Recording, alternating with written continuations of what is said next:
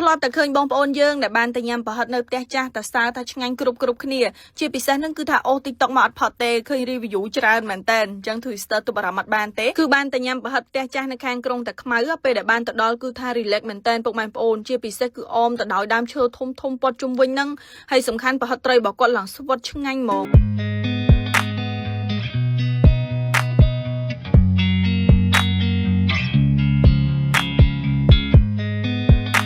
គ្រាន់តែចូលមកដល់សាច់ខាងក្នុងវីដេអូភ្លាមគឺថាឃើញបាកាសនៅខាងមុខនឹងតែម្ដងហើយពុកម៉ែបងប្អូនបានឃើញនៅក្នុងវីដេអូស្រាប់អីគឺអាកាសធាតុក្តៅមែនតើពេលថ្ងៃក្តៅខ្លាំងហើយដល់ពេលល្ងាចភ្លៀងអញ្ចឹងពុកម៉ែបងប្អូនពិបាកតែម្ដងអាកាសធាតុហើយសម្រាប់ Twister ពេលដែលធ្វើដំណើរផ្លូវឆ្ងាយអីអញ្ចេះគឺអាចខ្វះបានទេជាមួយនឹងបាកាសលក្ខណៈថាយើងអស់កម្លាំងអីគឺគាត់បាកាសញ៉ាំភ្លាមតែម្ដងហើយចូលមកដល់ខាងក្នុងវីដេអូយើងវិញពុកម៉ែបងប្អូនសម្រាប់ទីតាំងនៃ Twister ទៅនេះគឺនៅខាងក្រុងតាខ្មៅពុកម៉ែបងប្អូនអញ្ចឹងសម្រាប់អ្នកដែលជាមួយធ្លាប់បានទៅញ៉ាំអីគឺដឹងពីរសជាតិច្បាស់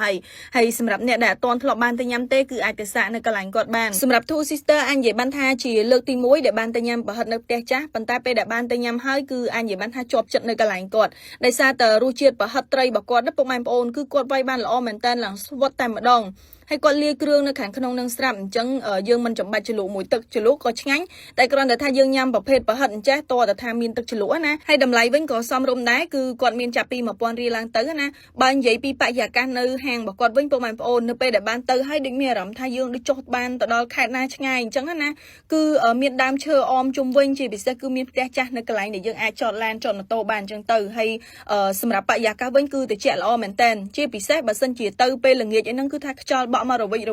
យាយទៅគឺស្រឡះខ្លួនហ្មងអញ្ចឹងឥឡូវនេះគឺថាប្រហិតដែល Twister កំងបានមកដល់លើតុអស់ហើយគឺកំងរៀងច្រើនគួរសមដែរដោយសារតែយូរយើងបានទៅញ៉ាំឆ្ងាយម្ដងអញ្ចឹងញ៉ាំឲ្យណាណីហ្មងហើយយើងញ៉ាំប្រហិតអញ្ចេះអ្វីដែលមិនអាចខ្វះបានគឺជាប្រភេទខ្ទឹមជ្រក់ក៏ដូចជាម្ទេសណាញិចម្ទេសហិលមកដាក់ជ្រលក់អញ្ចេះគឺអូយឆ្ងាញ់មែនតើ Twister នេះគឺបញ្ចូលសលេងបដាចាប់ផ្ដើមនឹកឃើញឃ្លានទៅដែរបើថាគៀវរបស់គាត់វិញពុកម៉ែបងប្អូនគឺគាត់បំពងបានស្រួយល្អមែនតើហើយអញ្ចឹងសម្រាប់ពុកម៉ែបងប្អូនដែលបានឃើញវីដេអូនេះហើយគឺអាចទៅញ៉ាំបានដែលគាត់មានបើកលក់ចាប់ពីម៉ោង 1 ថ្ងៃត្រង់រហូតដល់ម៉ោង 8 យប់ចំពោះទីតាំងវិញគឺចម្ងាយពីរង្វង់មូលលោកតាខ្មៅប្រហែលជា50 ម៉ែត្រនៅតាមបណ្ដោយផ្លូវជាតិលេខ 2ណាហើយសម្រាប់ពុកម៉ែបងប្អូនធ្វើដំណើរផ្លូវឆ្ងាយអីហ្នឹងគឺអាចញ៉ាំជាមួយនឹងបាកាសដូច Twister បានគឺថាអស់កម្លាំងអីដាក់បាកាសមកកំប៉ុងមកមានកម្លាំងខ្លាំងក្លាបង្កើនការចងចាំភ្លាមតែម្ដង